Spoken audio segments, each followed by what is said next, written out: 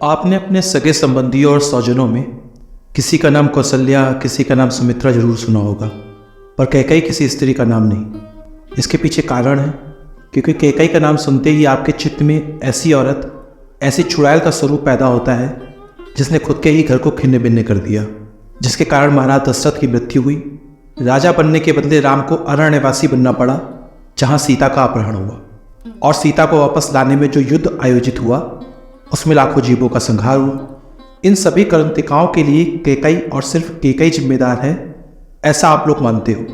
आप ऐसा मानते हो, इसमें आपकी कोई गलती नहीं। आज हजारों सालों से ग्रंथकारों और कथाकारों ने आपसे यही बात कही।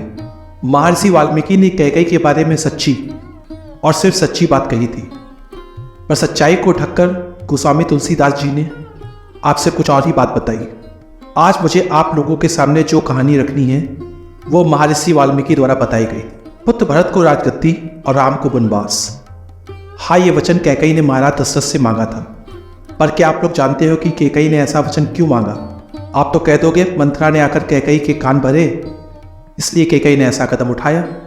पर आप ये क्यों भूल जाते हो कि मंथरा एक शूद्र दासी मात्र थी और कैकेयी वेदों और उपनिषदों की ज्ञाता, एक क्षत्रिय कन्या। कैकेयी नरेश अश्वपति की पुत्री, अयोध्यापति महाराज दशरथ की धर्मपत्नी। क्या यह संभव है कि वह एक शूद्र दासी मात्र के कहने पर अपनी मानसिकता को बदल दे? राम कैकेयी को पुत्र भरत जितने ही प्रिय थे। राम के राज्याभिषेक का समाचार सुनकर कैकेयी कितनी प्रसन्न हुई थी कि कैकेयी ने अपने गले का बहुमूल्य हार उतारकर मंथरा को भेंट स्वरूप दे दिया था। और ये सच्चाई गोस्वामी तुलसीदास जी ने भी लिखी, जिसे आप जानते हैं।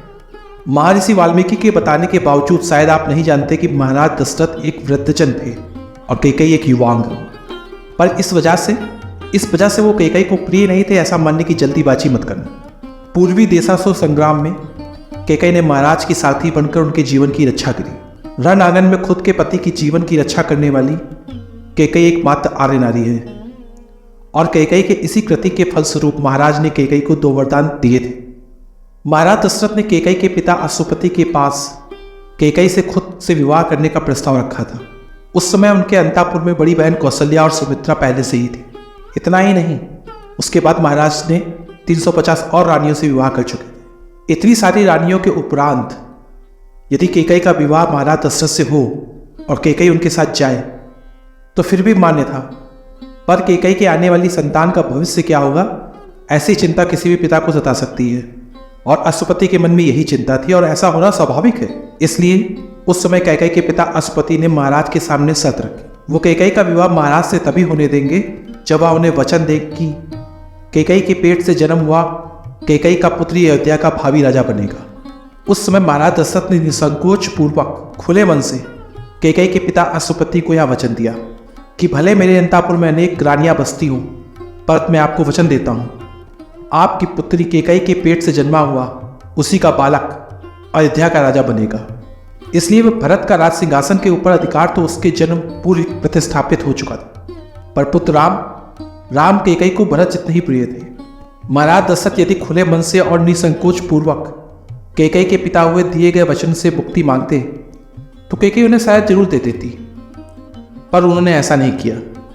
भरत जब ननिहाल गए थे और उनकी अनुपस्थिति में कैकेयी को बताए बिना उन्होंने राम के राज्याभिषेक का प्रयोजन किया। नगर में जब सब लोग उत्सव मना रहे थे, सर्वप्रथम मंथरा ने आकर कैकेयी को समाचार दिया कि महाराज राम का राज्याभिषेक हो रहा है। महाराज दशरथ कैकेयी के पति थे, प्रिय पति थे, धर्म पुरुष थे। इन सब के बावजूद उन्होंने जिस तरह से राम के राज्याभिषेक का आयोजन किया था उसमें पूर्व में दिए हुए वचन का उल्लंघन नहीं था। जरूर था। मंथरा के दिए समाचार से कैकेयी के मन में राग उत्पन्न होना, द्वेष उत्पन्न होना, ये सब स्वाभाविक था। पर इस समय कैकेयी को सबसे चिंता सता रही थी भरत के भविष्य की। हाँ, महाराज के पेट में अगर पाप नहीं होता तो वो इस तरह से भरत की अनुपस्थिति में कैकेयी को बताए बिना राम के राज्याभिषेक का आयोजन नहीं करते। अब कैकेयी के पास एक ही रास्ता बचा था।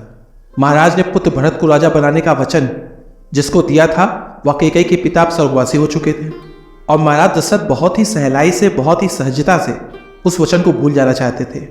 पर उस समय कैकेयी को ख्याल आया कैकेयी को क्या करना, उन 2 वचनों का उपयोग वो क्यों ना करें। पिता की मृत्यु के पश्चात उन्हें दिया गया वचन भी अर्थहीन हो जाता है।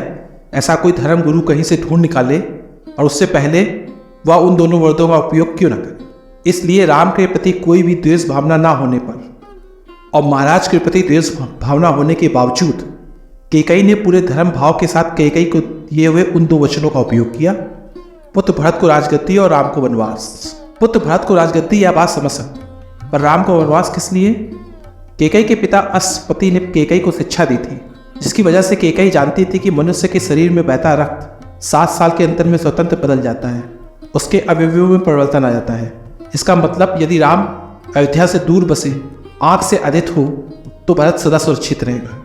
पर उस समय हो सकता है मानसिक तनाव की वजह से, पति के विश्वासघात की वजह से कैकेयी ने पुत्र भरत की सुरक्षा को दुगनी करने के लिए 14 साल का वनवास मांगा। पर इसमें कुछ भी हो, पुत्र भरत के कल्याण की भावना सर्वोच्च स्थान पर थी और यह निशंक है।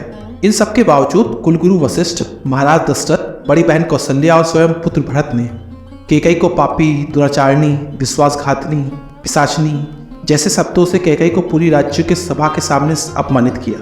मैं मानता हूँ कि कैकेयी से भूल हुई, इसके बावजूद आज पति, पुत्र, कुलगुरु, अयोध्या की प्रजा और 1000 साल के बाद आज भी क्या कैकेयी की तरफ न्याय से देख पाते हो? आप जो भाव कैकेयी के लिए रखते हो, क्या आपको लगता है उसमें न्याय है? पति के प्रति अत्यंत आदर भाव के साथ कैकेयी ये कैसे भूल सकती थी कि उसके साथ जो हुआ वो एक द्रोह था।